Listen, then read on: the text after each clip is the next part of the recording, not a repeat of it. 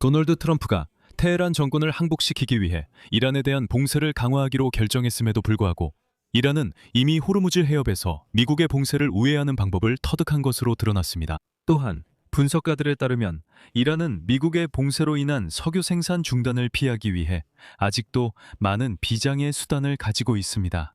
그리고 그 비장의 수단이 무엇인지, 도널드 트럼프의 봉쇄가 실제로 효과가 있을지, 이 모든 것을 이번 방송에서 다뤄보겠습니다. 제 이름은 알렉세이 패치이고 함께 이 주제를 이야기해 보겠습니다. 하지만 시작하기 전에 채널 구독과 영상 좋아요, 그리고 어떤 댓글이든 남겨주시면 감사하겠습니다. 그리고 제 텔레그램 채널 패치이 뉴스도 구독해주세요. 링크는 이 영상 설명란에 있습니다. 자, 먼저 미국 대통령 도널드 트럼프가 테헤란의 평화 제안에 불만을 표하며 이란의 국가기관들이 이미 붕괴되었다고 생각하고 정권이 누굴 지도자로 세울지 찾고 있다고 말했습니다. 그 자리에 앉힐 똑똑한 사람도 없다고 했습니다.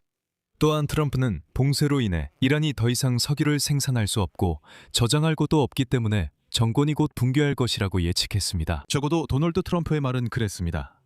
이제 이 말이 사실인지 알아보겠습니다. 동시에 파키스탄 중개인을 통해 전달된 계획에서는 이란은 미국에 먼저 휴전에 합의하고 페르시아만에서의 교통 및 선박 운항을 재개하자고 제안했으며 이란의 핵 프로그램 문제는 잠시 미뤄두자고 했습니다. 물론 이것은 워싱턴을 만족시키지 못하며 이란도 아직 항복을 서두르지 않고 있습니다.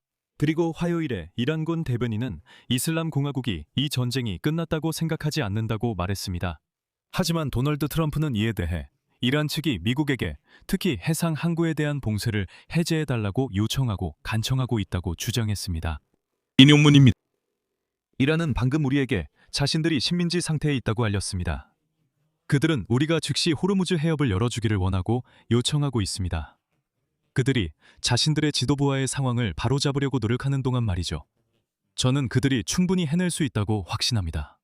하지만 이런 상황 속에서 이란 정부 대변인 파티메 마하자라니는 테헤란이 이미 북쪽, 동쪽, 서쪽의 무역 하량을 이용해 봉쇄의 영향을 무력화하고 있다고 밝혔습니다. 그러니까 들어보세요.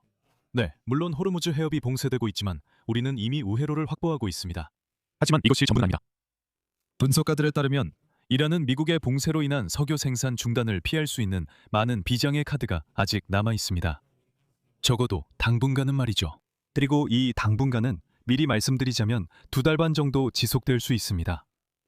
트럼프가 봉쇄에 기대는 데에는 다 이유가 있습니다. 석유는 이란 경제의 기반이며 트럼프 대통령은 수출을 차단하면 결국 생산이 중단될 것이고 이것이 이란을 양보하게 만들 것이라고 기대하고 있습니다.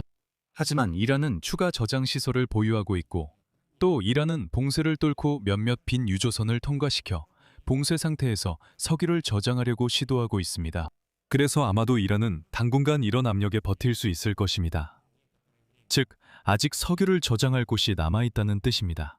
그리고 이란의 이런 석유 인프라 상황은 교착 상태이기 때문에 정권의 전략에 영향을 미칠 수 있습니다. 호르무즈 해협에서도 마찬가지의 상황이 발생하는데 이는 이란이 아니라 도널드 트럼프에게 정치적 문제를 야기합니다. 이란의 생각은 손해를 보더라도 트럼프의 문제를 그냥 버티고 넘기는 것입니다. 즉, 그들은 이것이 분명히 문제라는 것을 이해하고 있습니다. 산유량이 크게 줄어들 수 있고 수출도 없거나 정확히 말하면 수출이 있긴 하지만 예전만큼 많지 않다는 것을 알고 있습니다. 이것도 문제지만 트럼프에게도 역시 문제여서 누가 먼저 눈을 깜빡이느냐가 중요합니다. 그리고 여기서 분석가들은 이란이 코로나19 위기 때 석유를 비축한 경험이 있다는 점을 상기시킵니다. 또한 다른 시설에 여유 공간이 있는지, 그리고 지난 10년 동안 대체 저장 및 수출 시설을 확장하려는 노력이 있었는지도 주목해야 합니다.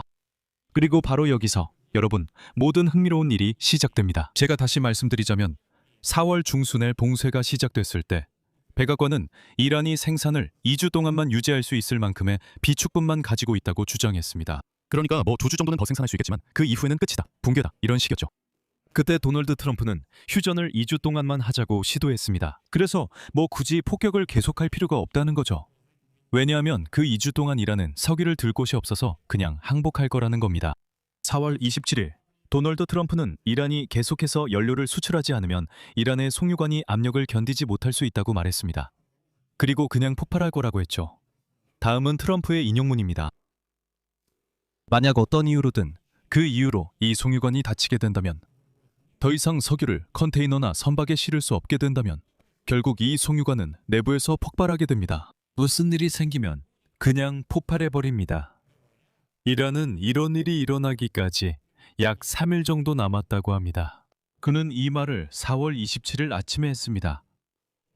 자, 내일이 4월 30일이고 그 기한이 만료됩니다. 그리고 도널드 트럼프의 예측에 따르면 이란에서는 압력 때문에 송유관이 폭발해야 한다고 했습니다. 하지만 그 예측은 맞지 않는 것 같습니다. 아직까지 아무것도 폭발하지 않았습니다.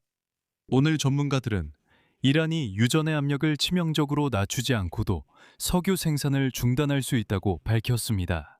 그들은 또한 영향력 있는 이슬람 혁명 수비대가 계약과 같은 다른 수입원도 가지고 있다고 주장합니다. 따라서 미국의 봉쇄가 완전히 성공하더라도, 그리고 중요한 점은 지금은 그렇게 보이지 않는다는 것입니다.